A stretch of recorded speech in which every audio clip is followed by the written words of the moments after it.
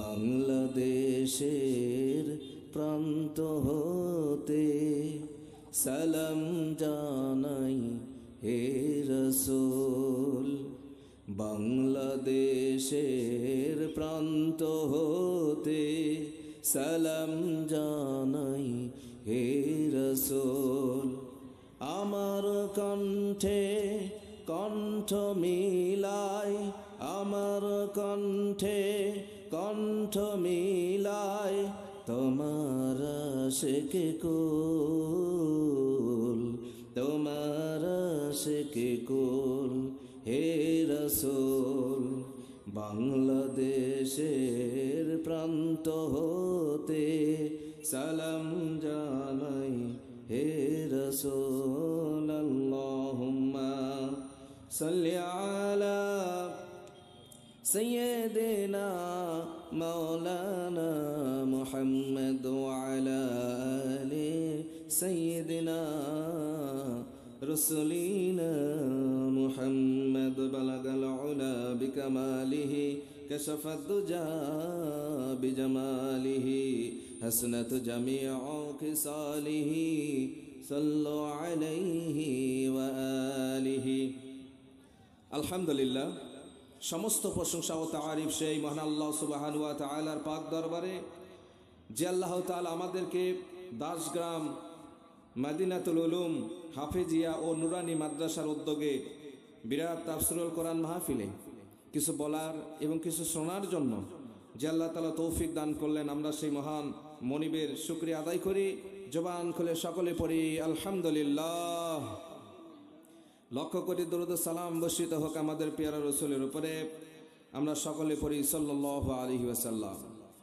প্রিয় মুসলমানগণ, আল্লাহ তাআলা আমাদের এই দুনিয়াতে প্রেরণ করছেন তার ইবাদতের জন্য, তাই কি না? সংক্ষিপ্ত সময় সে আল্লাহ তাআলার ইবাদত বন্দেগী করার জন্যই আমরা এই দুনিয়াতে এসেছি। আচ্ছা, সত্যি করে বলেন তো, আমরা কি আল্লাহর ইবাদত করি? বলেন। আমরা মুসলমান দাবি করি, কিন্তু যথার্থভাবে আল্লাহর যে হুকুম দিয়েছেন সে হুকুম মাফিক আমরা কি আল্লাহর বন্দেগী করতে পারি? আল্লাহর দাসত্ব করতে পারি? করতে পারি না। কেন? আমাদের ভিতরে ঈমানি চেতনা নাই, তাই কি না? ঈমানের চেতনা নাই। আল্লাহর প্রতি পূর্ণ ভালোবাসা, আল্লাহর প্রতি পূর্ণ আস্থা আমরা রাখতে পারছি না। রসুলের প্রতি আমাদের ভালোবাসা নাই। কেন? রসুলের প্রতি আমরা পূর্ণ আস্থা, পূর্ণ ভালোবাসা রাখতে পারছি না বিধায় আজ আমরা আল্লাহর ইবাদত করতে পারছি না, আর রসুলের অনুসরণও করতে পারছি না। সুতরাং আমরা অন্যের সমালোচনা না করে আগে নিজের সমালোচনা করা দরকার। আমরা মুসলমান হইছি, কত নাম্বারের মুসলমান, এটা জাস্টিফাই করার দরকার আছে না নাই? বলেন। আগে নিজে ইসলাহ হই, সংশোধন হই। আমি যদি খাঁটি মুমিন হতে, ইমানদার হতে পারি, খাঁটি মুসলমান হতে পারি, আমি আশা করি আর 10 জনকে আমরা অবশ্যই মুসলমান বানাতে পারবো। কথা বলেন ঠিক কিনা? একটা ভাঙ্গা বন্দুক দিয়ে কি আপনি পাখি মারতে পারবেন? জংওয়ালা অনেক দিন ধরে পড়ে আছে, এটা থেকে আপনি পাখি মারতে পারবেন? পারবেন না তো, নিজে উল্টায় আঘাত খাইবেন। এই জন্য আমি বলি আগে নিজের সংশোধন হন, তারপরে অন্যকে সংশোধন করি। এই নিজের সংশোধন যে হওয়ার কথা আমি বললাম, নিজের সংশোধন হতে হবে কার মাধ্যমে? কোরআনের মাধ্যমে। কার মাধ্যমে? কোরআনুল কারীমের মাধ্যমে। আর রাসূল পাক সাল্লাল্লাহু আলাইহি ওয়াসাল্লামের জীবন আদর্শ দিয়ে আমরা আমাদের নিজেকে ইসলাহ করতে পারবো। কেননা আমরা মুসলমান হয়েছে। আসলে মুসলমান কয় ধরনের বলতে পারেন? মুসলমান হচ্ছে 2 ধরনের। একটা হচ্ছে বাই বর্ন মুসলিম, জন্মসূত্রে মুসলিম। আমার দাদা মুসলমান, আমার বাপ মুসলমান, এই সূত্রে আমিও মুসলমান, ঠিক কিনা? আর আরেকটা হচ্ছে কনভার্টেড মুসলিম, যারা অন্য ধর্ম থেকে ইসলাম ধর্ম গ্রহণ করে। এই 2 ধর্মের মুসলমানদের, এই 2 শ্রেণী মুসলমানদের মধ্যে পার্থক্য কি জানেন? যারা অন্য ধর্ম থেকে ধর্মান্তরিত হয়ে মুসলমান হয়েছে, ওনারা ওনাদের বাপকে ত্যাগ করেছে, মাকে ত্যাগ করেছে, সম্পদকে ত্যাগ করেছে, জীবনের মায়া ত্যাগ করেছে, স্ত্রীকে ত্যাগ করেছে, সন্তানকে ত্যাগ করেছে। কার জন্য? কথা বলেন, কার জন্য? আল্লাহর জন্য, ইসলামের জন্য তারা তাদের জীবনের শ্রেষ্ঠ উপার্জনগুলোকে, শ্রেষ্ঠ সম্পর্কগুলোকে এক নিমিষেই নিঃশেষ করে দিয়েছে। এখন আমি আমাদের ভাই বোন মুসলিম যারা জন্মসূত্রে মুসলমান হয়েছি, আমরা আমাদের জন্য কি ত্যাগ করতে পারলাম? কিছু করেছি? আমরা নিজেদেরকে মুসলিম দাবি করি, অথচ আল্লাহ তাআলা বলেন وَمِنَ النَّاسِ مَن يَقُولُ آمَنَّا بِاللَّهِ وَبِالْيَوْمِ الْآخِرِ وَمَا هُمْ بِمُؤْمِنِينَ।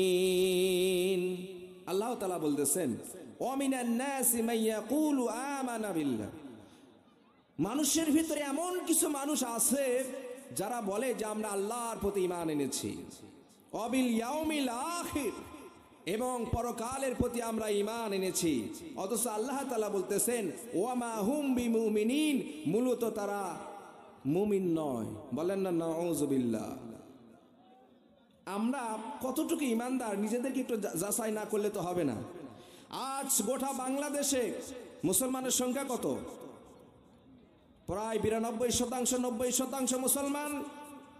এত মুসলমান সংখ্যাধিক মেজরিটি% মুসলমান থাকা সত্ত্বেও বাংলাদেশে ইসলামের রাজ কেন কায়েম হলো না? আমি আপনাদেরকে বলছি কেন হলো না। কোরআন দিয়ে এই রাষ্ট্র কেন পরিচালিত হচ্ছে না? কেন আমরা আমাদের সামাজিকভাবে ইসলামগুলোকে প্রতিষ্ঠিত করতে পারছি না? এমনকি আমার ব্যক্তি জীবনেও ইসলামের অনুশীলন থেকে আমরা বিরত রেখেছি। এর কারণটা কি? কারণ ওই একটাই, আমরা ঈমান থেকেই দূরে সরে রয়েছি। শুধু মুখে দাবি করছি যে আমরা আল্লাহর প্রতি ঈমান এনেছি, শুধু মুখেই দাবি করছি আমরা রাসূলকে ভালোবাসি, মূলত এগুলো ফাঁকা বলি ছাড়া আর কিছুই নয়। ঠিক কিনা বলেন? এই জন্য আমি বলি দেখেন, নিজেদেরকে ইসলাহ করতে হবে, সংশোধন করতে হবে। আমি যখন ইসলামের পথে আসব, ইসলামের পূর্ণাঙ্গ আইনগুলো মেনে চলবো, তখন আমি নিজে যেমন আল্লাহর জন্য তৈরি হয়ে যাব, আমার পরিবারকেও আল্লাহর জন্য তৈরি হতে অবশ্যই বাধ্য করব। কথা ঠিক কিনা? এই জন্য আমি বলি দেখেন, আমাদের দায়িত্ব হচ্ছে, ছোট্ট আলোচনার ভিতরে আমি বোঝাতে চাচ্ছি, আমাদের দায়িত্ব হচ্ছে আমরা নিজেরা আল্লাহর প্রতি পূর্ণ আস্থা রাখি। আসলে তো আমরা আল্লাহর প্রতি আমরা পূর্ণ আস্থা রাখতে পারছি না। আল্লাহ আছে এটা কি বিশ্বাস হয়? কথা বলেন, বিশ্বাস হয়? আল্লাহকে দেখছেন কখনো? দেখেন নাই? আল্লাহকে বিশ্বাস করেন তো? এই না দেখে বিশ্বাস করার নামে ঈমান। আল্লাহু আকবার পড়েন। আল্লাহকে দেখি নাই, অথচ আল্লাহর প্রতি বিশ্বাস আমাদের আছে না নাই বলেন? কিন্তু আল্লাহর সঙ্গে কি আপনারা কথা বলেন? কথা বলেন নাই? আল্লাহ যে মানুষের সঙ্গে কথা বলেন, এই নজির আছে না নাই? মুসা আলাইহিস সালাম আল্লাহকে দেখেন নাই, কিন্তু আল্লাহর সঙ্গে কথা বলেছেন। আমাদের বিশ্বনবী মুহাম্মদ রাসূলুল্লাহ সাল্লাল্লাহু আলাইহি ওয়াসাল্লাম আল্লাহর সঙ্গে কথা বলেছেন কি বলেন নাই? বলেন, বলেছেন। তাহলে আল্লাহর সঙ্গে কথা বলা যায়। নবীরাও মানুষ ছিলেন, আমরাও মানুষ। নবীরা যেই পদ্ধতিতে আল্লাহর সঙ্গে কথা বলেছে, আমাদেরও উচিত সেই পদ্ধতিতে আল্লাহর সঙ্গে কথা বলা। কোন পদ্ধতি জানি কি আমরা? কোন পদ্ধতি? আল্লাহর সঙ্গে কথা বলার একটা মাধ্যম আছে। আমরা আল্লাহর সঙ্গে তো সম্পর্ক ভালো নাই আমাদের, কারণ আমরা তো আল্লাহর সঙ্গে কথা বলি না। আপনার এক বন্ধু যদি ঢাকায় থাকে, ওই বন্ধুর সঙ্গে যদি আপনি মাঝে সাঝে যোগাযোগ না করেন, ওই বন্ধু আপনাকে মনে রাখবে খুব নাকি?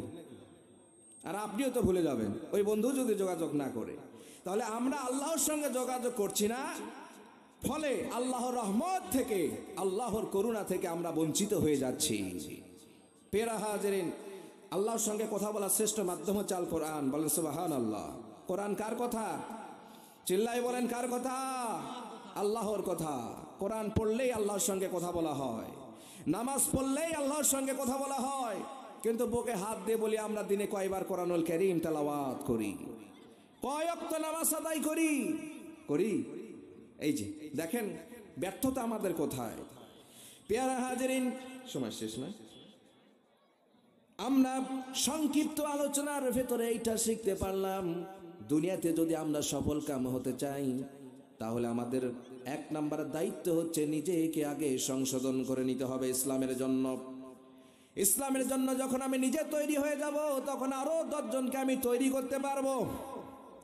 ইসলামের জন্য যখন আমি তৈরি হয়ে যাব, গোটা পৃথিবী যদি আমার বিপক্ষে চলে যায়, আমার সমাজ থেকে শুরু করে গোটা পৃথিবী যদি আমার বিপক্ষে চলে যায়, তারপরও আমরা আল্লাহর দিন থেকে এক চুলো পিছু পা হতে পারবো না।